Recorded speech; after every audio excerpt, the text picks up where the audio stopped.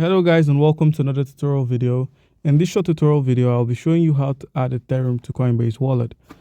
So to do this, open up your Coinbase Wallet, and one thing you need to note is the Ethereum network has been added to Coinbase by default, which means you can only interact with the network as it is already in the Coinbase Wallet.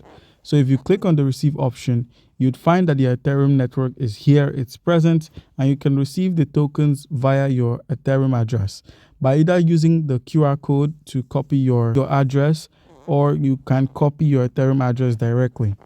The share address option would simply give out your QR code as an image, which could easily be scanned and the tokens would be sent directly to your address.